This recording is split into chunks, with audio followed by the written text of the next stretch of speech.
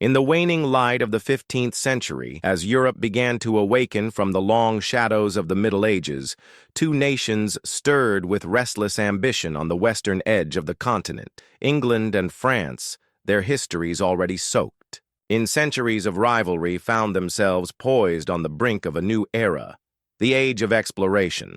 While Spain and Portugal had taken early leads, sending caravels across treacherous seas and planting flags in distant lands, England and France looked on both wary and inspired. The tales of gold, spices, and strange peoples that filtered back from these voyages fired imaginations and inflamed desires in the courts of London and Paris alike for rulers who had once measured their power by land. And legacy now faced a new measure of greatness. The reach of their sails and the courage of their explorers in England, the Tudor dynasty had just begun to cement its fragile hold on the throne, with Henry VII wary of war, yet eager to enhance his royal prestige, quietly sponsoring voyages like that of John Cabot, who sailed westward in 1497 in search of a northern route to Asia. Cabot's voyage, though ultimately inconclusive, marked England's first serious foray into the exploration game across the Channel. France, under the reign of Charles VIII and later Louis XII, was absorbed in Italian wars, yet still keenly aware of the shifting tides of power. The French crown began to see exploration not only as a path to wealth, but also as a way to counterbalance Spanish and Portuguese expansion. Thus, France, too, began to send ships into the Atlantic, driven not by clarity of plan, but by a fear of falling behind. The English were slow, deliberate, and cautious, sending few ships, but choosing their captains wisely. Men like Sebastian Cabot and later Martin Frobisher were tasked not with colonization, but with reconnaissance to chart unknown waters and report back with knowledge, while English merchants and nobles debated the cost and risk of overseas ventures. The French took a slightly bolder route. Their explorers, such as Giovanni da Verrazzano and Jacques Cartier, pushed up rivers and into forests, planting crosses in the name of the French crown and sketching crude maps of lands that seemed untouched by time and civilization. Yet both nations faced immense obstacles. Funding was uncertain, knowledge was limited, and rivalries with each other and with Iberian powers often disrupted their plans. But they pressed on, driven by the allure of empire. In England, explorers returned with tales of cod-rich waters off Newfoundland, while in France, Cartier accounts of the St. Lawrence River stirred hopes of finding the long-sought passage to the Indies back home. These voyages ignited not just political and economic ambitions, but cultural transformations as well. Artists painted new landscapes, writers dreamed of utopias across the sea, and theologians debated the souls of distant peoples never before seen. This was a time when myth mingled with reality, when maps bore dragons and mermaids, and the word discovery meant both wonder and danger in English taverns. Sailors whispered of lands where gold littered the shores, and women went unclothed in French salons. Nobles mused over the chance to found cities bearing their names, to create a legacy no battlefield could offer for both England and France.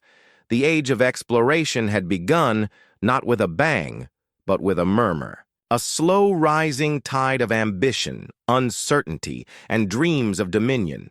Yet in that uncertain beginning lay the seeds of transformation that would one day redraw the world. For behind every voyage was a web of motives as tangled as the rigging of a galleon. Economic aspirations, religious zeal, national pride, and personal glory, all mixed together.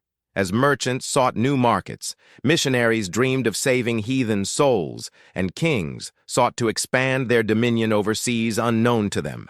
Each port, each river, each island discovered became a stage upon which the drama of empire would play out over the next century. In quiet monasteries and bustling courts, maps were unfurled and arguments made over who should claim what land and why. And though neither England nor France would achieve early dominance like their Iberian neighbors, they were learning, watching, adapting their ambitions, sharpening with each voyage, returned with each tale of conquest. From Spanish America or Portuguese India in the minds of English and French strategists, The world was no longer flat and finite. It was round and expanding and open to possession and plunder.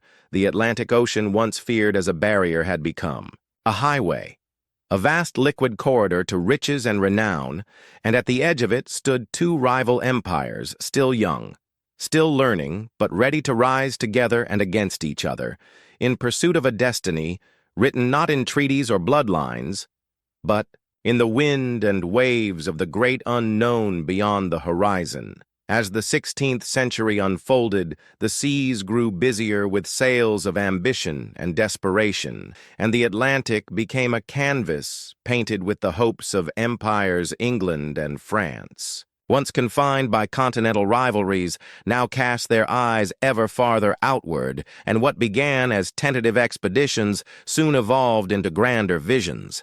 Both nations eager to claim their share of the world beyond, yet they did so in strikingly different ways. The English, driven by private enterprise and bolstered by merchant adventurers, charted their course through a mix of profit and patriotism.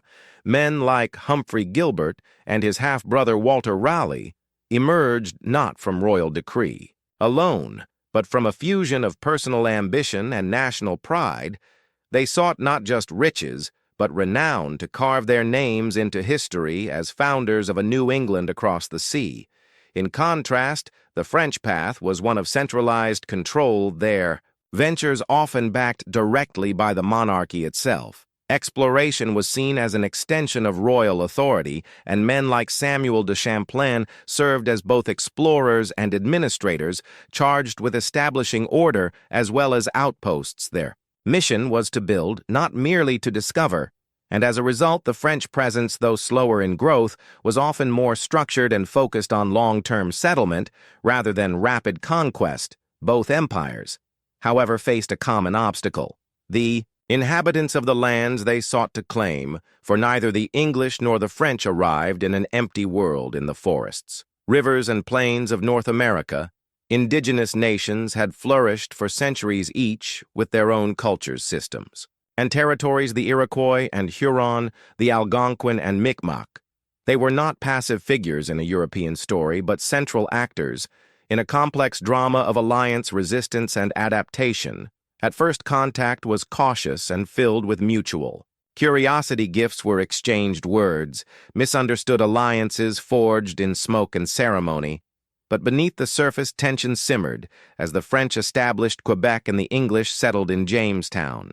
Both nations began to alter the balance of power among native peoples. Weapons, disease, religion, and trade all flowed from the newcomers' changing lives in ways that even the explorers could not fully predict. The fur trade in particular drew the French deep into the forests, fostering partnerships with tribes and giving rise to a new class of men, the coureurs de bois, who lived between worlds, speaking native languages, dressing in buckskin, and navigating the vast waterways of the interior. For England, colonization meant more than commerce. It became entwined with a belief in destiny, a sense that the land was theirs to claim and tame. And as more settlers arrived, they brought with them not just tools and crops, but laws, customs, and assumptions about ownership that clashed with indigenous ways. The results were often violent, cycles of war, broken treaties, and forced removals that would echo for generations.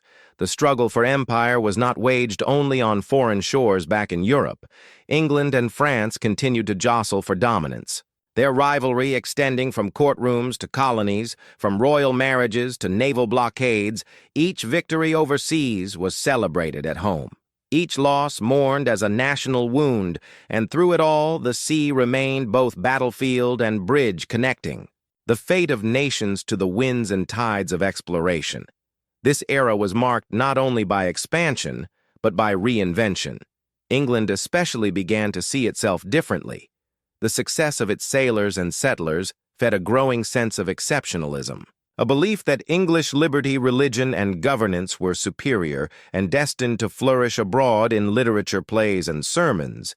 The image of the Englishman as civilizer and conqueror took root, blending pride with purpose. For France's identity was more entwined with culture and control. French explorers carried with them not only flags but philosophies, ideas about civilization, order, and hierarchy, and in their New World settlements they attempted to transplant these values, building chapels, schools, and outposts modeled on the grandeur of the homeland. Yet for all their differences, the two empires shared a burning need to be seen, to be remembered, to be feared and respected in the great game of expansion. They were no longer spectators. They were players carving their initials into the bark of continents they barely understood by the end of the century.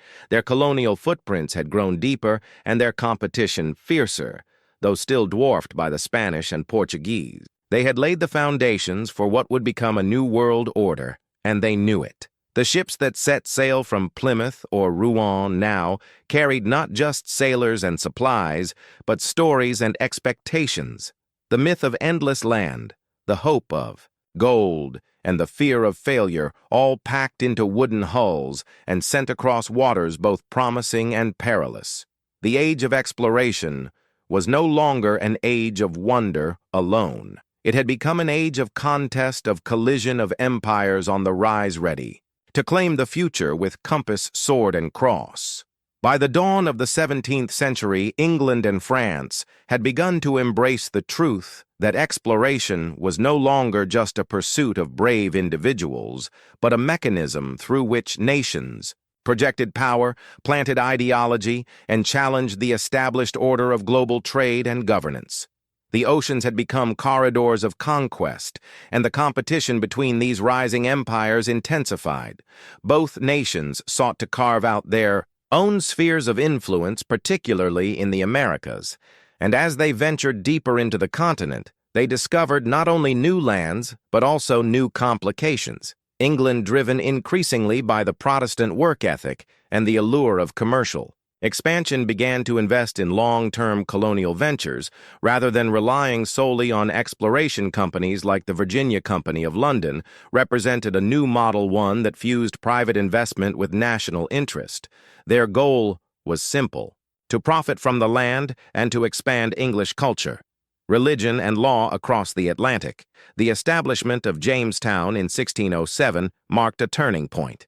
It was no longer about discovery, but about permanence. Communities were built, governance, structures imposed, and land divided according to English principles of property and ownership.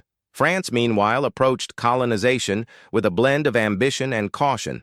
While eager to expand French influence, the monarchy was wary of overextension and preferred to support a slower, more methodical approach to empire-building. Quebec, founded in 1608 by Samuel de Champlain, became the nucleus of New France, a settlement born not just of trade, but of a vision of civilization transplanted. Across the sea here, the French sought to integrate with the indigenous world through alliances, conversion, and commerce.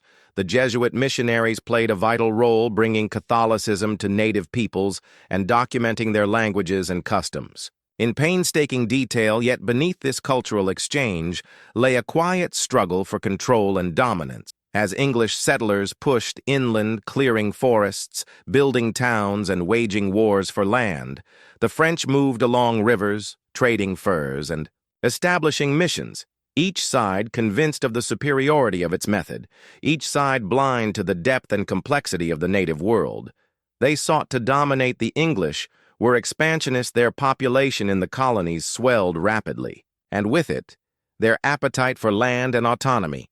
The Puritans in Massachusetts, the planters in Virginia, and the traders in Carolina all brought with them a restless energy, a determination to shape the new world in the image of their old one. And, as these colonies grew, they developed distinct identities influenced by geography, economy, and religion, but united in their allegiance to the English crown. For now, France, by contrast, remained more centralized, its colonies fewer but more tightly. Controlled New France stretched along the St. Lawrence River, down through the Great Lakes, and into the Mississippi Valley, forming a vast crescent that linked the northern forests with the southern plains. This strategic network of forts, missions, and trading posts gave France a formidable presence, but also a logistical challenge in connecting and defending such dispersed territories.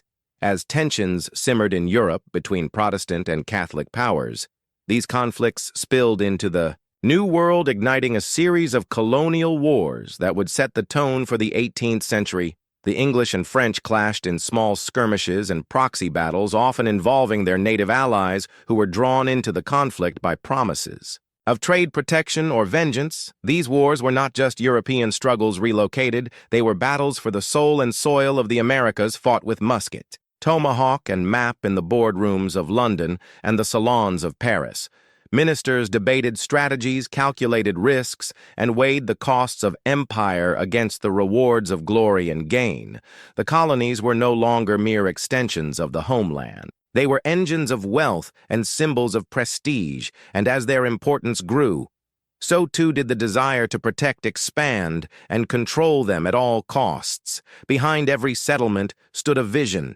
Behind every fort, a fear. Behind every treaty, a tremor of uncertainty, for neither England nor France knew exactly where this path would lead, but both were determined to walk it faster and farther than the other. The seas that once separated them from their colonies now tied them together in a web of commerce, communication, and conflict. Ships brought goods, news, soldiers, and settlers, but they also carried disease, unrest, rebellion, and rumor.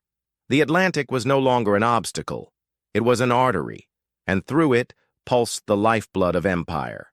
Trade routes sprawled like vines across the ocean, carrying sugar, tobacco, cotton, and fish back to Europe, while exporting guns, rum, cloth, and manufactured goods in return. And in this swirl of commerce and conquest, culture and conflict, England and France began to reshape not just the world, but themselves. Their politics, economies, and identities, all bent and shaped by the pressures and promises of empire.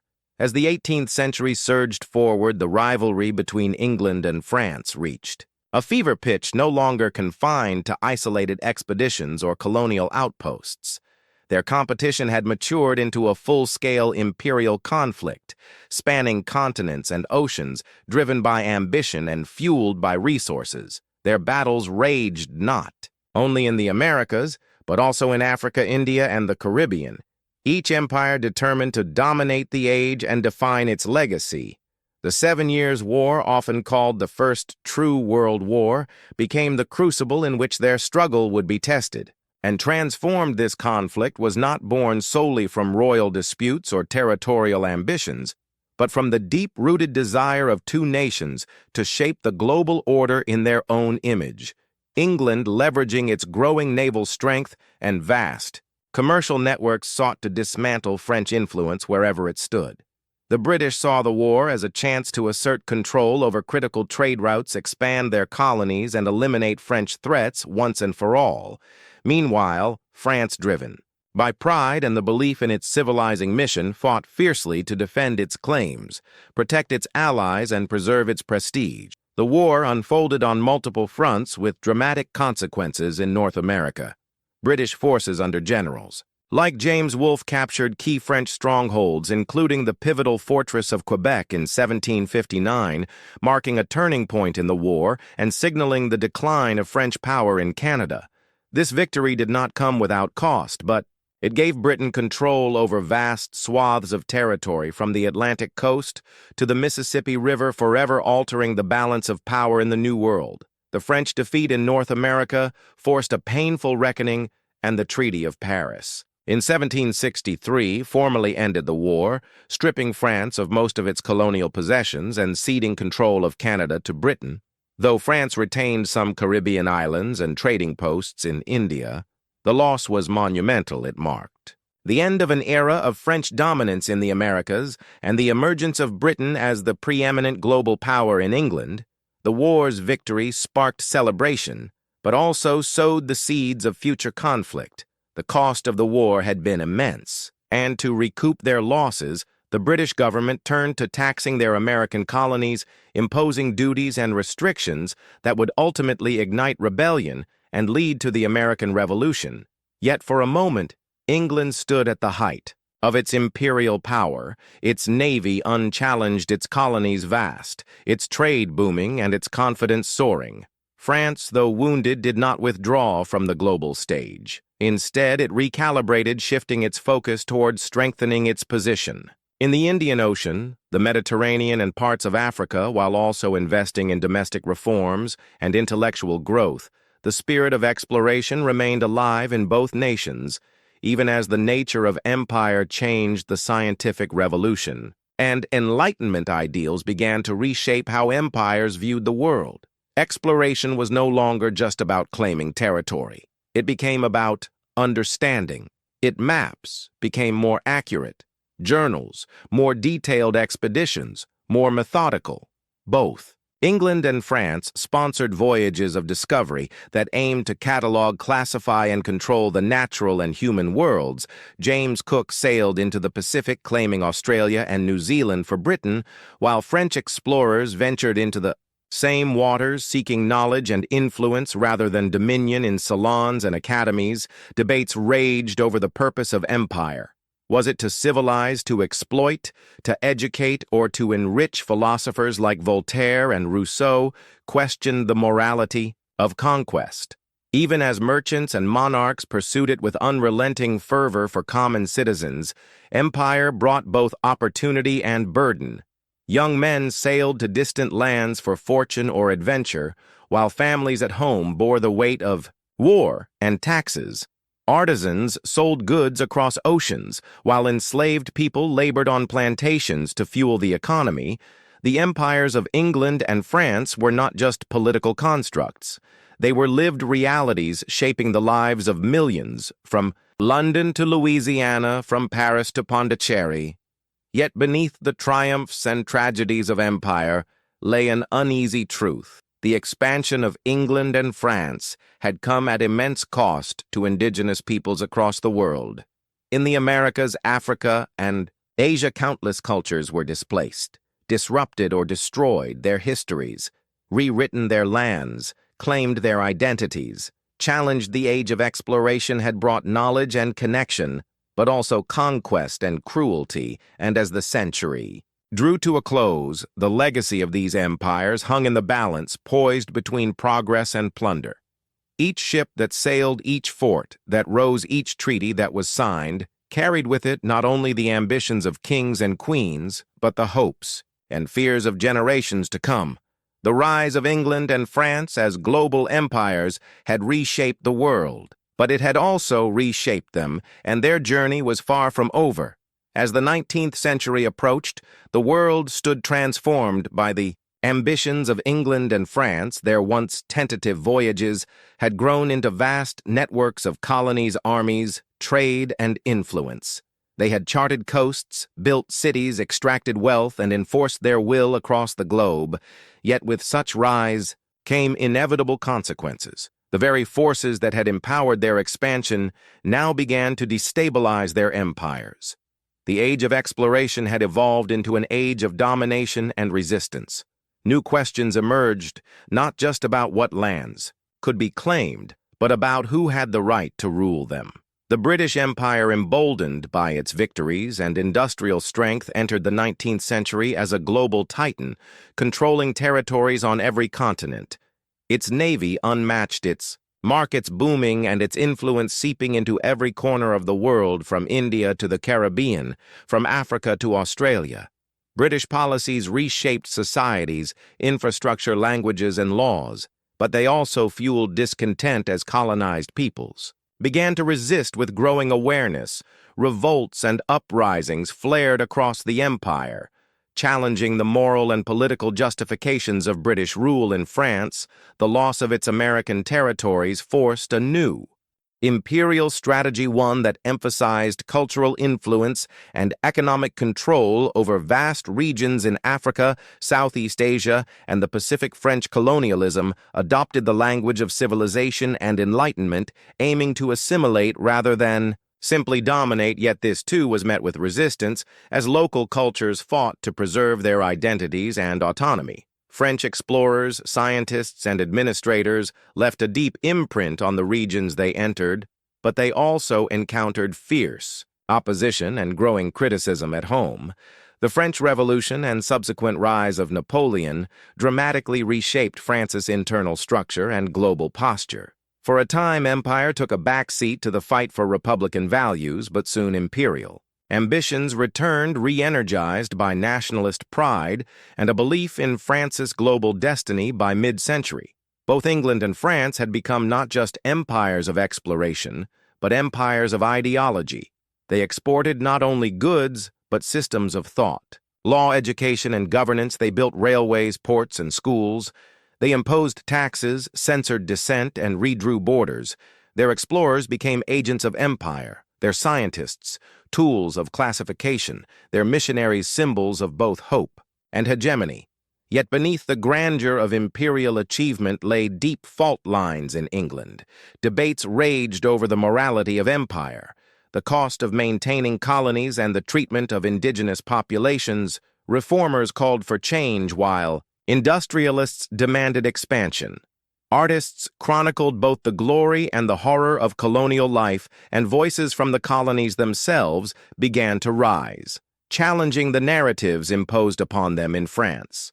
The contradiction between liberty, equality, fraternity, and the realities of colonial rule became ever more apparent. Intellectuals wrestled with the legacy of empire, even as new territories were claimed and governed with heavy hands. Resistance grew bolder, revolutions spread ideas, crossed oceans, and the colonized began to demand recognition and rights. The world that England and France had explored and conquered was now pushing back, shaping them as much as they had shaped it. Exploration had started as a quest for knowledge, for profit, for glory, but it had grown into something far more complex and far more contested. By the end of the 19th century, the maps that once bore the names of brave captains and wild frontiers were filled with borders, cities, and trade. Routes, the blank spaces had vanished, replaced by the lines of empires that had risen from centuries of ambition. The age of exploration had ended, and in its place stood the age of empire, full of contradiction, power, progress, and pain. England and France had risen together as rivals, twin pillars of European ambition reaching across the globe, and though their paths often diverged, their destinies remained intertwined. The legacies of their explorations endured in language, law, culture, and conflict, shaping the modern world in ways both visible and invisible. Their stories were not just about conquest, but about curiosity, not just about dominance, but about discovery, about the meeting of peoples, the clash of civilizations, the mixing of worlds. And as the 20th century loomed with its wars, revolutions, and reckonings, the empires built by England and France would face their greatest test not from across the sea, but from within the hearts and minds of those they once ruled. And even of those who ruled them, the age had passed. But its echoes remained in the names of cities, in the rhythms of speech, in the memories of peoples, and in the enduring question of what it truly means to explore, to rise, and to rule.